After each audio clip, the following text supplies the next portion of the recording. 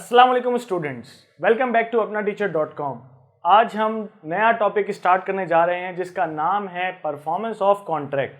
अच्छा, कॉन्ट्रैक्ट के अंदर परफॉर्मेंस का पार्ट जो है वो इम्पॉर्टेंट होता है। अगर परफॉर्मेंस नहीं होगी, जो भी बताई हुई बात आपने कॉन्ट्रैक्ट में लिखी थी और जो भी आपने कॉन्ट्रैक्ट किया था, जो भी सर्विसेज और कोर्स आपने परफॉर्म करने थे और देने थे, एक दूसरे को एक्सचेंज करने थे, वो सारी की सारी चीज़ें अगर नहीं हुई टाइम पे तो वो आपकी परफॉर्मेंस नहीं हो पाएगी और परफॉर्मेंस नहीं हुई तो वो कॉन्ट्रैक्ट भी कंप्लीट नहीं हो सकता। तो अगर परफॉर्मेंस की बात करें तो परफॉर्मेंस में क्या चीज़ है आपकी, परफॉर्मेंस में बात करूं तो वो एक्ट है या वो सर्विस है जो आपने प्रोवाइड करनी है, किसको, प्रोमिसर को। सही है, तो वो जो चीज़ है आपकी वो है आपकी परफॉर्मेंस। अच्छा, परफॉर्मेंस के साथ साथ अगर हम बात करें तो एक ऑफर टू परफॉर्मेंस भी होती है जिसको हम टेंडर का नाम कहते हैं। टेंडर के नाम से अगर मैं बात करूं तो टेंडर क्या चीज़ होती है कि आपने देखा होगा कि काफ़ी जगहों पे जहां कंस्ट्रक्शन कंपनीज होती हैं बड़ी बड़ी, और जो बड़ी बड़ी इस तरह की जो कंपनीज होती हैं, वहां पर सप्लायर्स या वहां पर छोटे कॉन्ट्रैक्टर्स अपना टेंडर पेश करते हैं। टेंडर मतलब वो कहते हैं कि हमें चांस दें कि हम आके उस प्रोजेक्ट के अंदर अपना काम कर सकें, कंस्ट्रक्शन कर सकें। वो अपनी कोटेशन देते हैं और उसके अंदर अपने टर्म्स एंड कंडीशंस भी मेंशन करते हैं वो उस टेंडर के अंदर। तो टेंडर भी इसी तरह से परफॉर्मेंस ऑफ कॉन्ट्रैक्ट की अगर हम बात करें तो ऑफर टू परफॉर्म होता है। मतलब ये परफॉर्मेंस नहीं है, लेकिन उसकी चाह है कि हम चाहते हैं कि हम परफॉर्मेंस करेंगे। तो उसके अंदर जो रिक्विजिट्स हैं वो हम एक लाइन बाय लाइन लेके चलते हैं कि टेंडर के अंदर क्या क्या चीज़ें हैं। तो सबसे पहले अगर हम बात करें तो टेंडर मस्ट बी अनकंडीशनल। मतलब ऐसी चीज़ नहीं है कि जिसके अंदर कंडीशन लगी जाए उस वैलिड टेंडर के अंदर। अच्छा, टेंडर के अंदर अनकंडीशनल की बात करें तो ऐसा भी हो सकता है कि फ़र्ज़ करें कि अगर ए ने बोला, अगर इधर से एग्जांपल लेते हैं हम इसकी, ए ने बोला बी को कि वो उसको क्या करेगा, 1000 रुपये देगा, रुपीज़ 1000 रुपीज़, ठीक है, 1000 रुपीज़ देगा if C sells shares at cost. सही है। अब इसके अंदर क्या बात करी है, ए ने कंडीशन लगाई है बी से कि मैं उसको पैसे दूंगा 1000 रुपये जो मैंने ओ किए थे, जो ए बी के ओ करता था। उसने बोला है कि क्या बोला है, उसने ये बोला है कि 1000 रुपये जब दूंगा जब वो सी जो है वो सेल करेगा अपने शेयर्स, वो भी कॉस्ट पे। तो ये सारी की सारी चीज़ें अनकंडीशन के अंदर आ जाती है, तो ये वैलिड टेंडर नहीं है। अच्छा, अगर हम दूसरी बात करें तो दूसरी बात है होल ऑब्लिगेशन। होल ऑब्लिगेशन का मतलब क्या है कि आपकी कोई टेंडर की चीज़ इंस्टॉलमेंट बेस पे नहीं होनी चाहिए। मतलब ब्रेक नहीं आना चाहिए उसके अंदर। वो चीज़ एज अ होल जो है वो आपको परफॉर्म करनी है। फर्ज करें कि अगर मैंने कंस्ट्रक्शन की मिसाल दी है तो कंस्ट्रक्शन के अंदर भी मैंने कहा है कि वो एक पूरा प्रोजेक्ट पूरा कवर करेगा वो पर्टिकुलर कॉन्ट्रैक्टर। ऐसा नहीं है कि वो बोलेगा मैं एक घर बना देता हूँ, 2 घर बना देता हूँ, उसके बाद मैं चला जाता हूँ। तो ये एक वैलिड टेंडर नहीं होगा। उसको as a whole obligation accept करनी है वो पूरा जो प्रोजेक्ट होगा हाउसिंग स्कीम का। सही है। प्रॉपर टाइम एंड प्लेस की बात करते हैं। प्रॉपर टाइम एंड प्लेस की क्या बात है कि इसके अंदर हम बात करते हैं, अगर मैं इसकी मिसाल देता हूं तो आपका ए है, ए ने बी को पैसे देने थे 5000 रुपये। सही है, 5000 रुपये देने थे। कब देने थे, 30 जून को। और वो पे कब करता है, पे कब कर रहा है, वो पे करता है 31 जुलाई को, या वो पे करने की बात करता है कब, 31 जुलाई को। तो इसकी मतलब ये है कि ये वैलिड टेंडर नहीं है, क्योंकि ये प्रॉपर टाइम पे जो टाइम इसने 30 जून का दिया था वो गुजर गया, वो 31 जुलाई के ऊपर आ गया है।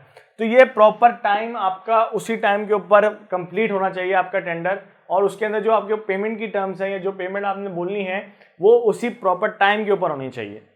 आगे हम बात करें तो वो है रीजनेबल अपॉर्चुनिटी टू इंस्पेक्ट। अच्छा, रीजनेबल अपॉर्चुनिटी टू इंस्पेक्ट की अगर हम बात करें दोस्तों, तो इसके अंदर ये है कि जो आपने कॉटन बेल वगैरह देते हैं या इस तरह की कोई गुड्स की चीज़ें देते हैं, अगर मैं इधर बात करूं उसकी, तो ये है कॉटन बेल अगर दे रहा है कोई, सही है, कॉटन बेल दे रहा है 1000 दे रहा है, 1000, सही है, उसकी क्वांटिटी 1000 है। अब इसके अंदर उसको अपॉर्चुनिटी है या उसको रीजनेबल अपॉर्चुनिटी देनी है, जो प्रोमिसर है या प्रोमिसरी है जिससे आपने कॉन्ट्रैक्ट किया है, तो वो प्रॉमिसी क्या करेगा, आके इसको इंस्पेक्ट करेगा, इसको चेक करेगा कि ये जो आपने मुझे मटेरियल दिया है ये सही है या नहीं है। ये सारी की सारी चीज़ें चेक करने के लिए टेंडर ने रिक्विजिट्स में डाला हुआ है कि ये चीज़ होनी चाहिए, क्योंकि उसने माल परचेस करना होता है, तो जाहिर सी बात है वो उसको चेक भी करेगा कि वो सही है कि नहीं है। तो ये एक वैलिड रिक्विजिट है। आगे हम बात करें तो जॉइंट और इसकी सेवरल जॉइंट प्रॉमिसी की बात करते हैं। सेवरल जॉइंट प्रॉमिसी की बात करें तो इसका मतलब है कि एक से ज़्यादा प्रॉमिसी हो। अगर एक से ज़्यादा प्रॉमिसी हो तो वो चीज़ें हर किसी के ऊपर अप्लाई होगी। फर्ज करें कि ए ने अपनी कार देने का वादा किया है, कार सेल करेगा बी को, और उसके साथ कौन कौन है, सी भी है, डी भी है और ई भी है। अब ये जो उसके पूरा ग्रुप है ना, ये जो पूरा ग्रुप है ये क्या है, ये आपके सेवरल जॉइंट प्रॉमिसी हैं। सही है, ये सेवरल जॉइंट प्रॉमिसी हैं। अब इसके अंदर क्या मतलब है कि ए ने किसको वादा किया है देने के लिए, ए ने वादा किया है बी से, लेकिन सी, ई और डी ये तीनों भी same as a legal obliged होंगे उसके लिए, ए के लिए, जो बी के लिए होना चाहिए था।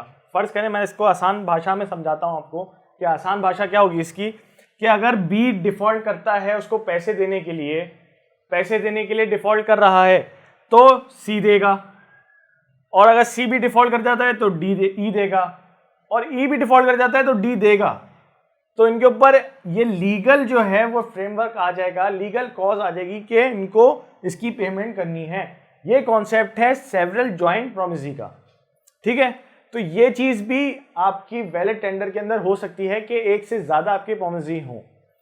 आगे बात करें तो टेंडर ऑफ मनी है। अच्छा, टेंडर ऑफ मनी की बात करें तो ऐसा होता है कि एक डेटर होता है, एक क्रेडिटर होता है। इसके अंदर मैं इसको बता देता हूं आपको आराम से कि इसके अंदर एक होता है डेटर, एक होता है क्रेडिटर।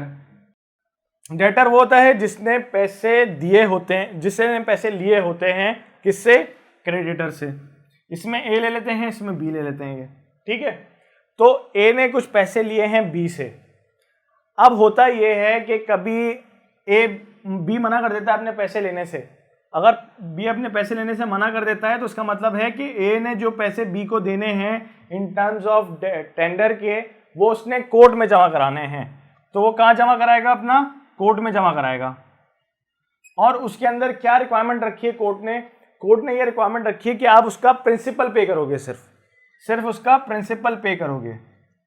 प्रिंसिपल क्या होता है स्टूडेंट्स, प्रिंसिपल क्या होता है, प्रिंसिपल वो अमाउंट होती है जो आपने लोन दिया होता है, उसके ऊपर जो इंटरेस्ट चार्ज हो रहा होता है, वो तो इंटरेस्ट होता है 10% का फर्ज करें, और जो 10,000 रुपये दिए हैं या 1 लाख रुपए दिए हैं, तो वो जो 1 लाख या 10,000 की अमाउंट होती है वो आपका प्रिंसिपल होता है।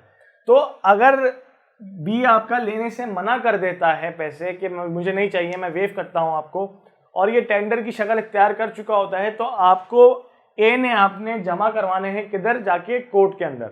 और कोर्ट के अंदर क्या होता है कि सिर्फ प्रिंसिपल की अमाउंट देनी है, किसकी अमाउंट देनी है, प्रिंसिपल की, और आपको इंटरेस्ट वेव हो जाता है, इंटरेस्ट खत्म हो जाता है। इसी तरह से हमने टेंडर के अंदर ये चीज देखी है कि टेंडर फॉर मनी के अंदर या टेंडर ऑफ मनी के अंदर ये चीज आपकी कॉमन है कि अगर आपने विलफुली अगर मना भी कर देता है बी, तो आपको कोर्ट में जाके जमा कराना है और आपको इंटरेस्ट पे नहीं करना। तो ये हमने आज के टॉपिक में पढ़ा है कि परफॉर्मेंस ऑफ कॉन्ट्रैक्ट क्या होता है, इसके बारे में भी मैंने आपको बताया है, और इसके अलावा मैंने क्या बताया आपको कि उसके रिक्विजिट्स क्या होते हैं ऑफ वैलिड टेंडर के, कि टेंडर्स के अंदर क्या क्या चीज़ें होनी चाहिए, तब जाके वो एक वैलिड टेंडर बनता है। ये चीज़ें मैंने आपको काफ़ी डिस्कस किया आराम से और समझाया भी है। आई होप आपको समझ में आ गया होगा। इंशाल्लाह नेक्स्ट वीडियो में इसी के आगे वाले कॉन्सेप्ट के साथ आपसे मुलाकात करेंगे। अपना बहुत ख्याल रखिएगा। अल्लाह हाफिज़।